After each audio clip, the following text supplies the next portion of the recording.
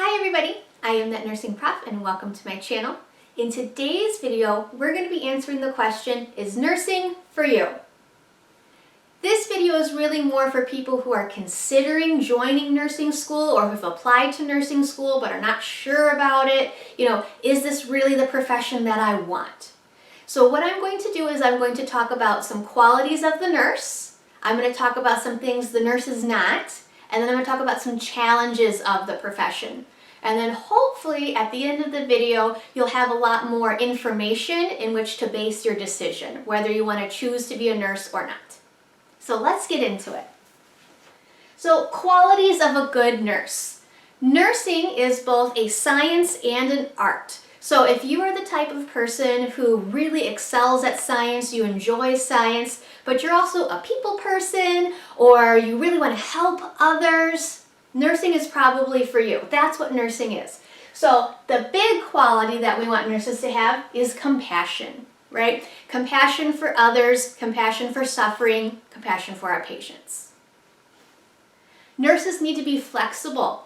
Our schedules are not rigid, okay? It's not like office work where we have meetings and we have a schedule and we're going to stick to it. Things are always coming up, things are always changing. Our patients are always, being admitted and discharged, and you have a lot of different things to do throughout the day. So flexibility is a key quality for a nurse to have. A sense of advocacy, so wanting to stand up for people who need our help, people who cannot stand up for themselves. So patient advocacy, advocating for our communities, their families, things like that. Good listening skills. So a part of being a nurse is listening. That's how you can advocate for your patients. You can't advocate for them if you don't really know them very well, right? So one way to get to know them is to listen. So good listening skills. Showing empathy. So if you can show empathy to other people, if that's a quality that you have, then you might be a good candidate to be a nurse.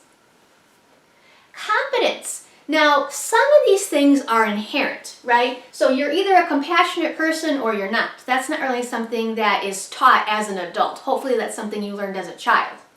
But competence in your skills, that's something you can learn in nursing school. So we'll teach you how to take a blood pressure. We'll teach you how to put in an IV, things like that. So with practice, you get better. So competence in skills. And then finally, being a critical thinker. So being able to anticipate consequences or possible outcomes of your actions. If I do this, this is going to happen, or this might happen. Okay, that's really important. So if you're the type of person who can think a step ahead or a couple steps ahead, that's a good quality for a nurse to be. Also with critical thinking, this is something we also practice in nursing school. So maybe you're not great at it now, but as you go through school, you'll get better at it.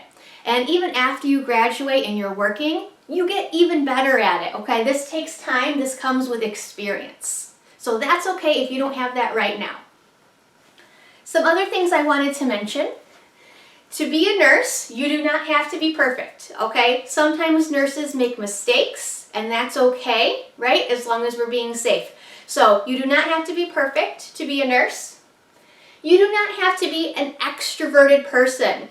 Yes, nurses do interact with the public, we talk to people, but you don't have to be, a very outgoing, hey everybody, look at me kind of personality to be a nurse. I actually have a video called Too Shy to Be a Nurse, so if you are more of an introvert, you are more of a shy person, I would recommend checking that out. And then selfless. There's kind of this idea that nurses have to be martyrs. We have to give up everything of ourselves because of the profession that we've chosen. And that's not okay. I don't agree with that at all. So you do not have to be completely selfless to be a nurse. Now let's talk about some of the more common challenges that a nurse will have to face. So the first one being the shifts. So depending on the environment in which you work, there's a lot of variety here. You could work 8-hour shifts, you could work 12-hour shifts, you could work days, nights, you could work in a clinic setting. So schedules are going to vary depending on where you work. Also, if you do work in like a hospital setting, you will be expected to work on some weekends and even holidays. So keep that in mind. Continuing education. So nurses are responsible for receiving continuing education. So once you graduate, take your NCLEX and start your first job. That doesn't mean like, okay, I'm all done learning. No, you have to have continuing education hours, and typically that does cost money. So you are going to have to pay for those unless your institution has something where they pay for them. But not all places do. So continuing education, so to maintain your license. The toll of seeing people die, seeing death, seeing people suffering. Obviously, this is going to vary depending on the environment in which you work. Like if you're a hospice nurse versus a clinic nurse, right? That's going to be very different. But in general, seeing people when they're kind of at their worst, right? When they're in pain, when they are at end of life, that takes a big emotional toll on you, okay? One of the big qualities we have to have is compassion and empathy, but people who are compassionate and empathetic have a hard time seeing death and suffering. So that is a big challenge of this profession. A lack of trust or lack of respect from like the general public, that has been a big shift in recent years. Nursing for the best part of a decade was considered the most trustworthy profession, and now because of all the things going on in the world, people aren't very kind to nurses. They're not very nice to nurses. So a lack of respect from the general public is something that can be a challenge to deal with. Technology. Technology in healthcare is ever changing, so you're going to have to learn to adapt. So part of being flexible is being flexible with all of the new technology that's constantly changing and updating. So you need to change with it. You need to learn the new technology too. Physical and mental health. So physical things, lifting, pulling, turning, right? Physically helping patients can cause a toll on our bodies, right? It can take a toll. So physical health, we want to make sure that we're being safe when we're caring for our patients. But yeah, it's exhausting being on your feet for 12 hours a day. It's tiring. And then mental health, kind of similar to what we talked about before. Seeing death, seeing suffering, seeing traumatic things that you otherwise would not have seen, hearing the most heartbreaking stories you've ever heard in your entire life and having to care for those patients. It's a lot.